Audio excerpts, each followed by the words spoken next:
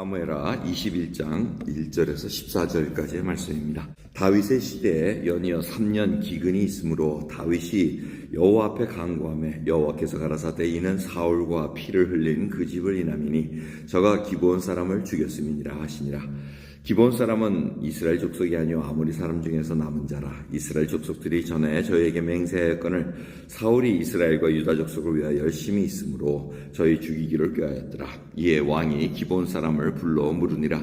다윗이 저에게 묻되 내가 너희를 위하여 어떻게 하랴? 내가 어떻게 속죄하여야 너희가 여호와의 기업을 위하여 복을 빌겠느냐? 기브온 사람이 대답하되 사울과 그 집과 우리 사이에 일은 은금에 있지 아니하오나 이스라엘 가운데서 사람을 죽이는 일은 우리에게 있지 아니하나이다. 왕이 가로되 너의 말대로 시행하리라. 저희가 왕께 구하되 우리를 학살하였고 또 우리를 멸하여 이스라엘 경내에 머물지 못하게 하려고 모해한 사람의 자손 7을 내어주소서. 여호와의 빼신 사울의 고을 기브아에서 우리가 저희를 여호와 앞에서 목매어 달겠나이다. 왕이 가로되 내가 내어주리라 하니라. 그러나 다윗과 사울의 아들 요나단 사이에 서로 여호와를 가리켜 맹세한 것이 있으므로 왕이 사울의 손자 요나단의 아들 무비보셋은 아끼고 이에 아야의 딸 리스바에게서 난 자 곧 사울의 두 아들 알모니와 무비보셋과 사울의 딸 메랍에게서 난 자 곧 무할랏 사람 바실레의 아들 아드리엘의 5 아들을 잡고 저희를 기브온 사람의 손에 붙이니 기브온 사람이 저희를 산 위에서 여호와 앞에 목매어 달매 저희 7사람이 함께 죽으니 죽은 때는 곡식배는 처음 날 곧 보리배기 시작하는 때더라. 아야의 딸 리스바가 굵은 배를 가져다가 자기를 위하여 반석 위에 펴고 곡식 배기 시작할 때부터 하늘에서 비가 시체에 쏟아내기까지 그 시체의 낮에는 공중에 새가 앉지 못하게 하고 밤에는 들짐승이 범하지 못하게 한지라. 이에 아야의 딸 사울의 첩 리스바의 행한 일이 다윗에게 들리매 다윗이 가서 사울의 뼈와 그 아들 요나단의 뼈를 길르앗 야벳 사람에게서 취하니 이는 전에 블레셋 사람이 사울을 길보아에서 죽여 벳생거리에 메어단 것을 저희가 가만히 가져온 것이라. 다윗이 그곳에서 사울의 뼈와 그 아들 요나단의 뼈를 가지고 올라오매 사람들이 그 달려 죽은 자의 뼈를 거두어다가 사울과 그 아들 요나단의 뼈와 함께 베냐민 땅 셀라에서 그 아비 기스의 묘에 장사하되 모두 왕의 명대로 쫓아 행하니라. 그 후에 하나님이 그 땅을 위하여 기도를 들으시니라. 아멘. 아마 이때가 언제인지 모르겠습니다. 근데 계속해서 3년 동안 기근이 들었다는 겁니다. 그래서 하나님께 여쭙다는 겁니다. 이 기근이라는 것, 전쟁, 그 다음에 역병이 돌고 이런 것들은 다 하나님께서 지금 심판의 도구로 사용하시는 것을 이들이 알고 있습니다. 그래서 이것이 도대체 웬 연유인가 하고 물어봤다는 겁니다. 물어봤더니 너희들이 기브온 사람들을 피를 흘렸다는 것이 이제 하나님께서 알려주십니다. 기브온 사람들이 누굽니까? 여호수아 때 가까이 사는데 멀리 사는 척 해가지고 막 곰팡이 든 빵 같은 거 들고 와가지고 화친을 맺은 자들입니다. 여호수아가 알아보지도 않고 떨거니 하나님의 이름으로 우리를 화친하자고 조약을 맺은 자들입니다. 알고 봤더니 속았는데 하나님의 이름으로 이미 사역을 했기 때문에 그들을 예루살렘에 물깃는 자로 끝까지 사용했다고 합니다. 사울왕이 되고 보니 사울왕이 그 이방 족속들이 싫었다는 겁니다. 우리 이스라엘 백성들은 한민족인데 이방 족속들이 와서 이러는 게 싫으니까 우리 단일민족으로 살아야 되겠다 그래서 기본 이 사람들을 다 학살했다는 겁니다. 그 기록은 어디에도 나와 있지 않습니다. 근데 사건이 그렇게 일어났다는 것을 오늘 본문 말씀을 통해서 알려주고 있습니다. 그러한 속에 지금 하나님께서 그 피값을 지금 이제 갚아야 된다는 것을 알려준다. 속죄해야 된다는 것을 알려줍니다. 다윗 왕이 기브온 사람에게 물어봅니다. 어떻게 하면 좋겠느냐? 그러니까 은금이 있는 것이 아닙니다. 우리가 뭐 돈을 바라고 재물을 보상해달라는 거 아닙니다.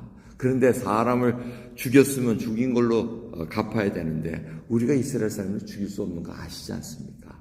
다윗 왕께서 허락하셔야 됩니다. 그러니까 다윗 왕이 허락을 합니다. 그래서 사울 자손의 7 자식들을 이렇게 내어줍니다. 7이라는 것은 완전한 자입니다. 그래서 기본 사람들이 7 자손을 주소서. 그런데 요나단의 아들은 싹 이렇게 숨겨놓습니다. 언약을 맺었기 때문에 참 다윗도 끝까지 언약을 그걸 지키는 자입니다. 우유보셋을 이렇게 하고 사울 왕의 첩에서 난 자, 그리고 딸에서 난 자를 이렇게 7을 해서 주니까 다 죽습니다.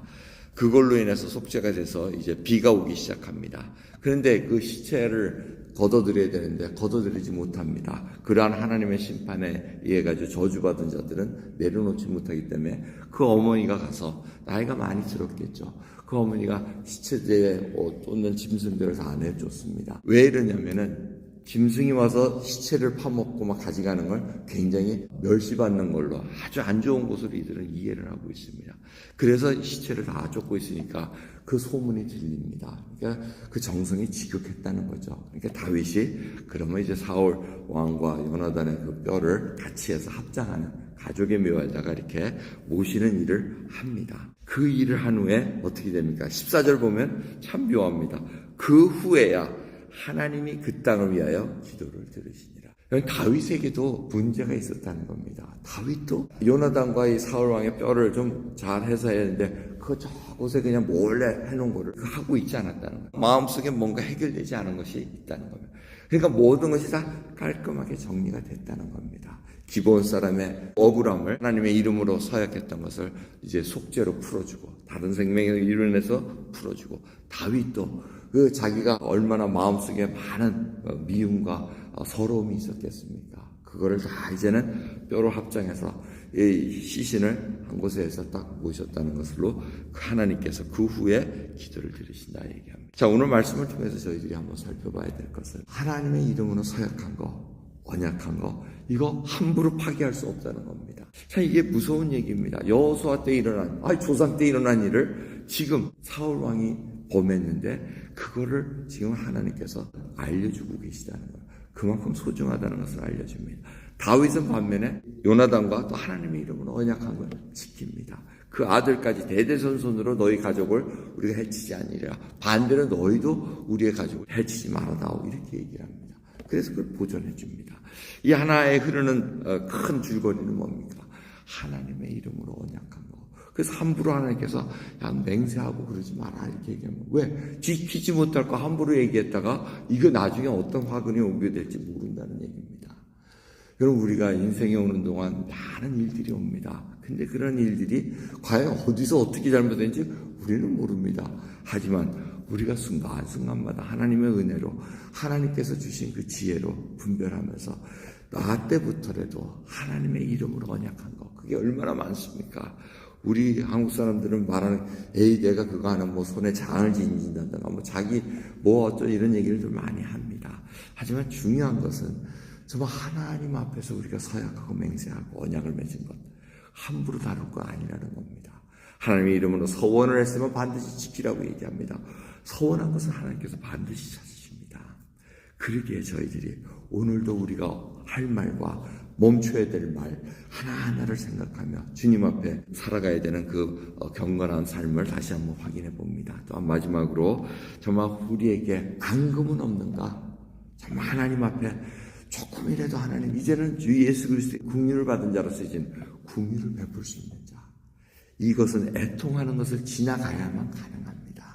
자기 죄를 애통하고 모든 것을 애통해야 할 때 이제는 남을 긍휼함으로 바라볼 수 있는 믿음의 눈이 생기게 된다는 겁니다. 오늘 이 시간 이 일을 통해서 다시 한번 하나님 앞에 온전한 거룩한 백성으로 서는 저희들 되기를 소원합니다. 기도하겠습니다. 하나님 감사합니다. 오늘도 귀한 화요일 새벽을 허락하셨습니다. 생명을 주신 것은 저희들도 혹시 돌아봐 하나님 앞에 쓸 때 부끄러움 없기를 원하시는 하나님의 뜻인 것을 압니다. 오늘도 경건한 백성, 거룩한 백성, 하나님 앞에 순종하고 충성한 자로 살게 해주시고 오늘도 저희 각자에게 주님이 주시는 샬롬과 소망으로 붙들어 주시사 우리의 소망은 이곳에 있는 것이 아니라 하나님께 있다는 것을 다시 한번 깨닫고 나가는 귀한 하루 허락해 주옵소서. 감사드리며 우리 예수 그리스도의 이름으로 기도드렸나이다. 아멘.